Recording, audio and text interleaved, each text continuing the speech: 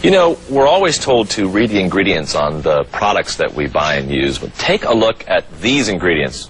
I mean, unless you're a chemical engineer, this Greek gobbledygook means nothing to you. You don't know what you're using on your body or on your kids. In fact, you can get more information about the chemicals in a dog's flea collar than you can about the chemicals in baby shampoo. Triclosan is a synthetic antibacterial ingredient that's a chemical cousin to Agent Orange. Is triclosan in any of the products you use? Well, we're going to find out. Linda Shea has been speaking out about chemicals that we use in the day-to-day products, and what she has to say is pretty scary. Let's start off with a word that we might see on the front of some of these things we buy: non-toxic. Does that mean anything? Well, non-toxic, according to the cosmetic industry, means that only 49% of the laboratory animals died in the tests. If 50% or more had died, then it would have been considered toxic. But because the cosmetic industry is self-regulated since 1938, nobody has a right to see any of those tests. If they are so bad for us, why are we all I mean, if you look at these products here, many of them are stuff that you probably use at home, why aren't we all sick or dead? Well, most of America is sick with some chronic fatigue. The immune systems are down. Visually, people have an accelerated aging. Most of our children today have illnesses and problems that they didn't have generations before. So this is one of the contributing factors. It's a chemical conspiracy. One of the things that they're investigating is the antibacterial soaps that we use on kids? Yes, absolutely. Like triclosan, which is in this ingredient here. Triclosan's also in this toothpaste. Well, if triclosan, I mean, that's the one that's the chemical cousin to Agent Orange, how does the federal government let that go in there? Again, because it's self-regulated. The cosmetic industry gets to determine all of its own safety data. Now, triclosan, according to the EPA, is a very serious insecticide-pesticide. It's got long-term effects. It is not biodegradable, so it might be around for 500 years. And as an insecticide-pesticide, it's a hormonal disruptor and may contain dioxin, which is a serious carcinogen. Is it possible that it's in such minuscule, itty-bitty amounts that it really has no effect? I mean, could it be in larger doses something that's dangerous, and in the dose that's in toothpaste, for example, not a concern? Do you know that the toxic ingredients in triclosan is rated at parts per trillion? And a parts per trillion is 1 drop in 300 Olympic-sized swimming pools. So we're talking about just a very little bit. You're scaring me, girl. And when you brush your teeth, you spit it down the drain, or you wash your hands and it rinses down the drain. Guess where it goes? It goes into your city water. And water is recycled, and you cannot purify at parts per trillion and remove ingredients like triclosan. This is why today men's sterility is dropping, and why women's hormonal systems are being scrambled as well.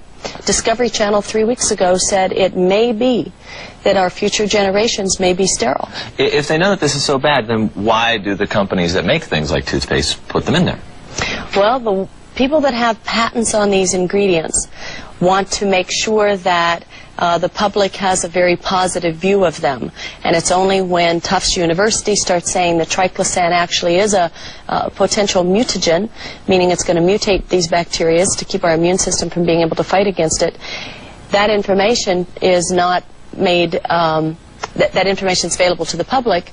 But the cosmetic industry that has the patents on these ingredients, there's a lot of financial profit in many of these ingredients. That's why most of them are synthetic, because petroleum-based ingredients are what you get patents on. Well, in our demand to appear youthful, baby boomers are spending millions of dollars each year in skincare products. But according to some dermatologists, what you're paying for could be nothing more than an industrial detergent used in garage floor cleaners and engine degreasers. And according to Linda Shea, a scientist and researcher in cosmeceuticals, consumers have no idea that the cosmetics they are using to enhance their skin are actually accelerating the aging process. Ms. Shea has spent 27 years in the chemistry and cosmetology field, as well as studying plant biology and product formulation, and you're also, as well, a consumer advocate. Now, she tells us here how to increase our skincare IQ, and what you have brought here are a number of products.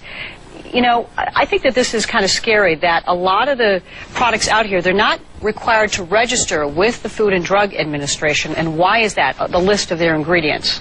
Because the since 1938, the cosmetic industry has been self-regulated.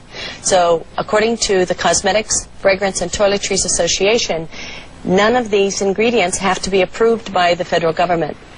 Now, some of these products, actually, some of the skincare products actually say on them, avoid all contact with skin. Yes. That doesn't make much sense, does it? No. Especially something like propylene glycol, when it goes into the laboratory for manufacturing. The EPA has protected factory workers, yet you can find propylene glycol at 70% in your stick deodorants. You can find propylene glycol right here in baby products. Propylene glycol is a solvent. It can dissolve the barnacles off the bottom of the boats. What's it going to do to our skin?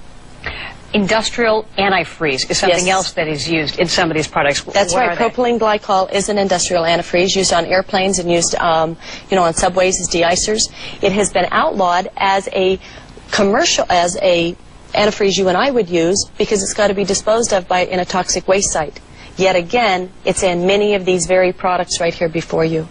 Now, some people may be wondering at home, is this an alarmist point of view that some of these, could the percentage be such a small amount, such a minute amount, that it really doesn't affect our immune systems? Well, the cosmetic industry would like to have you think that.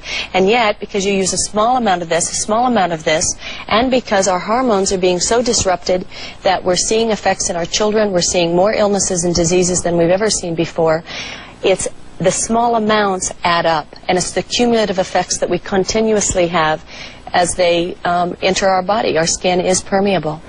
Now, what are the safe alternatives, and are there cost-effective safe alternatives, and why aren't the companies using them? Well, there are safe alternatives, but they come from nature, and you can't get a patent on a grapefruit ingredient. You can't get a patent on cucumbers. So when you're in the industry, like many of the companies are, they want to have various synthetic plastics that they can own the full rights to. So there's a lot more profit margin in maybe some of these plastic ingredients, but there are alternatives. And people can buy books at their local bookstore that will be cosmetic dictionaries. I'd recommend people have 2 or 3, and simply look up and begin to understand a few key ingredients. Matter of fact, they can call our 800 number and I'll give you a list of 10, and these would be especially the top 10 to avoid. But you are a scientist. Yes. And for just the average Joe or Jane out there to understand and comprehend what some of these ingredients are, you really would have to do some serious studying, the amount of time it would take. No, really, you could just go by one of these cosmetic dictionaries, and they would be able to identify to you that DEA is known to be a carcinogen. Matter of fact, DEA is being promoted all over the country now, the awareness factor on the cancer-causing potential of DEA. So just to look that up in a cosmetic dictionary takes a half a second, and then once you've read it, you'll remember it. You'll, of course, have to take that book with you when you go shopping. Now, there you have a shampoo over there. It says citrus and rosemary. I've noticed a lot of shampoos.